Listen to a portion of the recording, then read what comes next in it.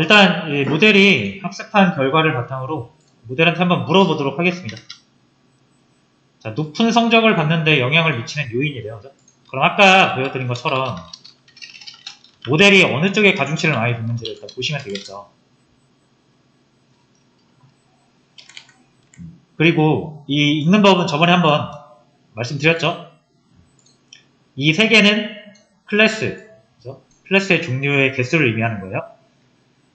그래서 하이, 미들, 로우 세 개니까 요거 하나, 배열이 하나, 둘, 셋인 거죠. 그죠? 그 다음에 각 배열의 요 안에 있는 숫자들은 각각이 특성이죠. 요거는 뭐 손을 든 횟수, 요거는 뭐 그 교육 과정을 참여한 횟수, 뭐 디스커션, 토론한 횟수, 뭐 이런 거예요. 그죠? 근데 이제 이렇게 보면 힘들죠. 그래서 일단은 뭐 해라? 데이터 프레임으로 바꿔라. 자, 여러분 이게 이렇게가 특성의 개수입니다. 특성의 개수가 이렇게 많은 이유는 뭐예요? 우리 원활 인푸딩 해가지고 그 컬럼의 개수가 굉장히 늘었잖아요. 그거 다 반영돼서 이렇게 많아진 겁니다. 쉐이프를 한번 볼게요. 3개. 클래스는 3개. 행은 클래스를 의미합니다. 미들, 로우, 하이. 28개가 컬럼 특성의 개수예요. 원래 이렇게 안 많았는데 이제 원활 인푸딩을 했으니까 늘어난 거죠. 자, 요거 한번 보도록 할게요. 어떻게 만들죠? 데이터 프레임으로. 데이터 프레임. 요거 제가 호환된다고 그랬죠? 넘파이 배열의 2차원은 데이터 프레임으로 호환이 되고 넘파이 배열의 1차원 배열은 판다스의 시리즈랑 호환이 됩니다. 그래서 그냥 PD 데이터 프레임에다 넣으시면은 데이터 프레임으로 바뀌어요. 이렇게. 근데 이제 요 이름이랑 요 이름이 헷갈리잖아요. 그죠? 아까 말씀드린 것처럼 얘는 특성 이름이라고 그랬죠? 특성은 우리가 아까 이 TRD를 가지고 학습을 시켰기 때문에 얘한테 그 순서 그대로 나온 겁니다. 그래서 이 컬럼스의 옵션에다가 TRD의 컬럼스를 넣어주시면 돼요. 세팅이 됐죠?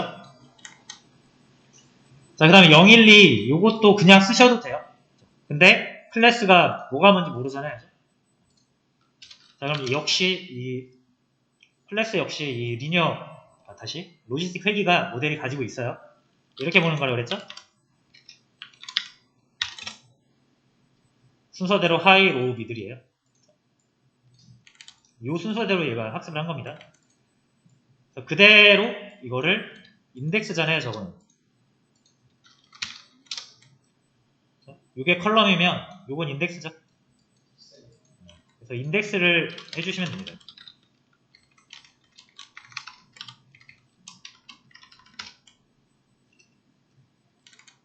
그래서 이렇게 하면 이제 결과표가 나온 거예요.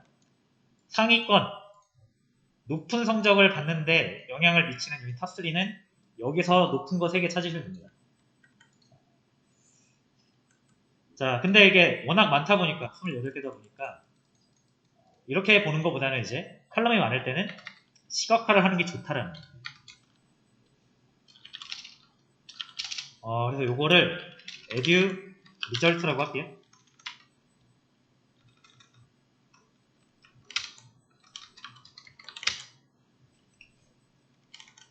자, 일단 우리가 하나씩 보도록 해요. 이 하이, 높은 성적을 받는데 영향을 미치는 요인이잖아요. 그래서 이 edu 리스트에서도 h를 꺼내오는 거죠. 자, 이렇게 하면 근데 컬럼을 가지고 꺼내오는 거니까 ROC를 붙여줘야 h랑 인덱스를 가져오겠죠. 됐죠. 자, 그래서 요거를 x축에 깔아주고 요걸 y축에 깔아주면은 우리가 막대 그래프를 그릴 수 있습니다.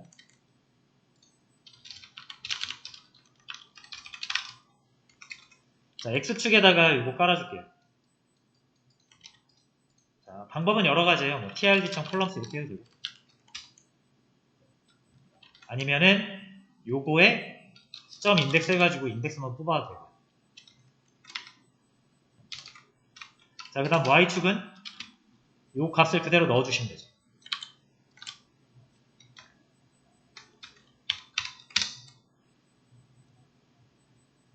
이렇게 나와요. 그래서 이 Y축은 이 수치, 그래서 가중치의 평균 구해서 막대 그래프로 나타낸 거고, 요 Y축, 그러니까 X축은 각각의 카테고리인데, 이렇게 하면 안 보이니까 역시 돌려주겠습니다.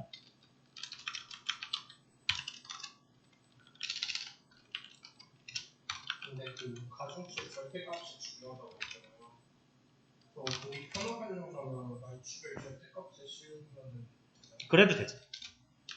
그러니까 이게 편하게 보시려면 음수를 양수로 바꿔서 돌리셔도 돼요. 그죠? 근데 높은 성적을 받는데 긍정적인 영향을 미치는 요인만 찾으시려면 구분은 해야 돼요.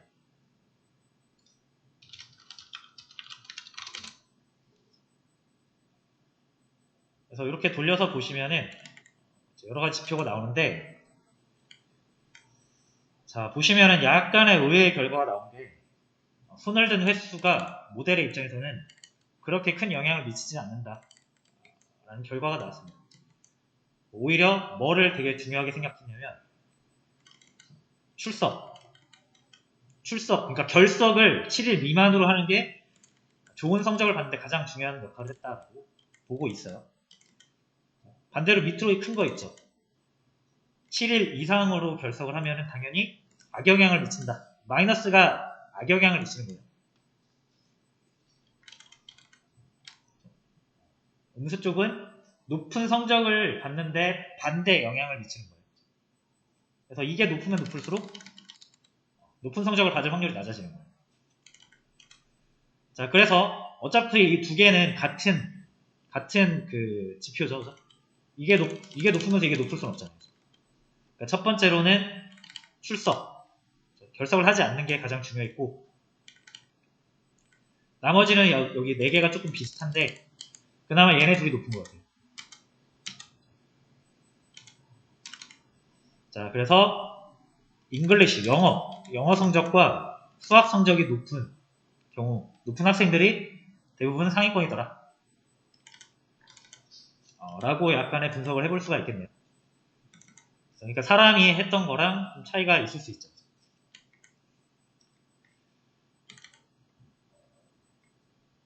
자, 이런 식으로 확인을 해보시면 되고요. 자, 평가도 요거 한번 분류평가 하는 거 있었잖아요. 컴퓨전 매트릭스로.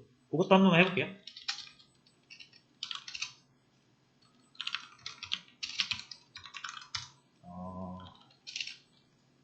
매트릭스. 자, 여기 클래시피케이션에 리포트가 있죠. 자, 여기에 넣어야 되는 거는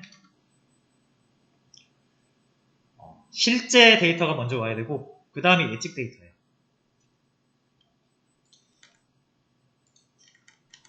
자, 뭐 기왕제사 하는 거 우리가 요거 학습된 걸 판단을 해야 되니까 이걸로 해보겠습니다. 실제는 TRT, 예측은 요 모델이 프리딕트 해서 TRD를 예측한 거죠. 이거 이해되시죠? 요 데이터를 주고 나서 예측하라고 해본 거예요. 그럼 학생의 성적이 뭐 높다, 중간이다, 낮다라고 평가를 할 거고, 그게 실제와 맞는지를 보는 거죠.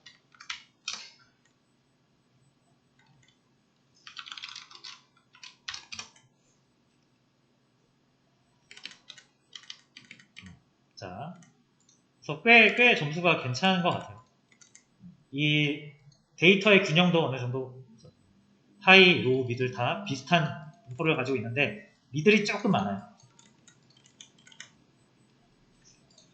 자, 근데 이제 크게 그 분포가 엄청 차이가 나지 않아서 매크로 에버리지나 웨이티드 에버리지가 둘 다 비슷합니다. 그 프리시전 리콜도 80이 넘었다라고 하면은 나쁘지 않죠. 자, 그래서 뭐 좀 쓸만한 모델이 만들어진 것 같아요. 자, 근데 요거를 이제 이렇게 믿지 마시고 교차 검증을 해서 해보시면 조금 더 확실한 결과를 얻을 수 있죠. 그리고 약간의 과적합이 되어 있는 것 같으니까 규제를 조금 하면 좋을 것 같습니다. 그래서 로지스틱 회계도 어쨌든 회계잖아요. 그래서 얘도 규제항을 적용한 규제를 할 수가 있습니다. 가중치의 개입을 낮출 수가 있어요. 규제항을 좀 넣어서. 그래서 그것만 그냥 간단하게 알려드리면, 자, 이 C라는 하이퍼 파라미터가 있어서 이게 규제값이에요. 선형회계랑은 다르게 선형회계는 이 규제값을 크게 잡으면 규제가 됐잖아요. 얘는 작게 잡아야 규제가 됩니다.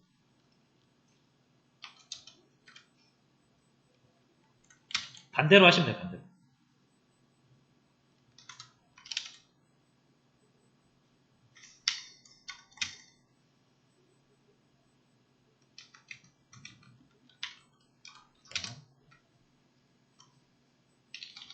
원래가 디폴트가 아마 1인가 그럴 겁니다.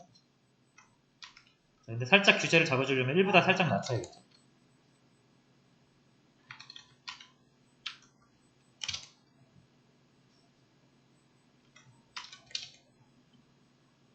너무 떨어졌는데? 자, 요 정도로 뭐 타협을 보겠습니다. 0.1로. 테스트가 좀 낮긴 한데, 그렇죠?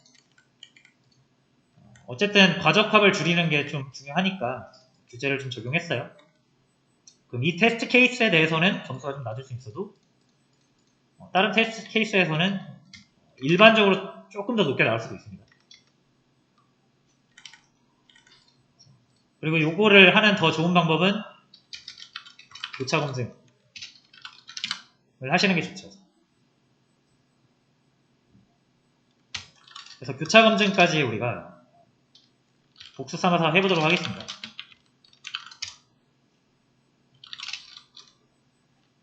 자, 모델 셀렉션에 있고요.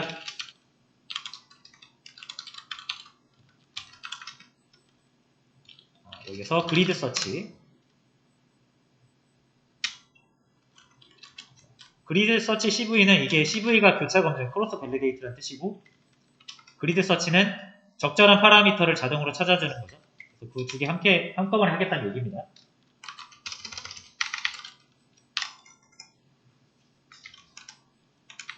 자, 그래서 파라미터는 자, 일단 에스티메이터.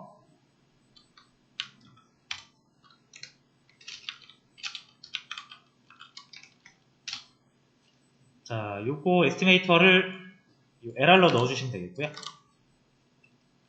로지스틱 회계. 자, 그 다음에 뭐 스코링은 기본적으로 어큐러시로 되어 있을 거니까 일단 어큐러시로 보겠습니다. 그 다음에 CV는 5개로 잡고 폴드의 개수. 그 다음에 여기에 파람 그리드라고 있죠.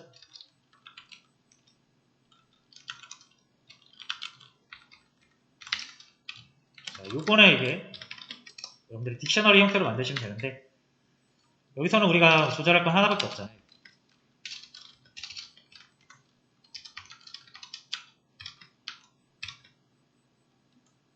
자, 이렇게 4개만 한번 넣어볼게.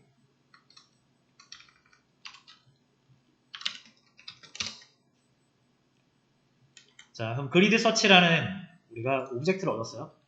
얘 자체가 지금 모델은 아닙니다. 모델은 요 에스티메이터가 모델이에요. 그리드 서치라는 거는 이렇게 넘겨줬을 때 요거와 요거와 요거를 조합해가지고 모델을 여러 개 만들어서 최적의 모델을 주는 그런 역할을 하는 녀석입니다. 그래서 얘한테 이제 학습을 시켜야 돼요.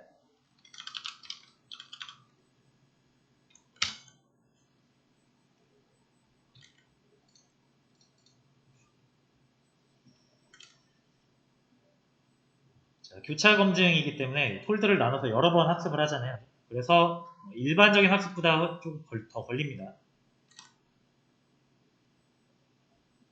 그래서 이제 얘가 찾은 최적의 파라미터 베스트 파람스 볼 수가 있고 의외로 10이네요. 자, 얘가 준 모델을 한번 보도록 하겠습니다. gs.best 에스티메이터. 이거를 베스트 LR이라고 잡아볼게요. 맥스 히터 1만. C는 주제는 10.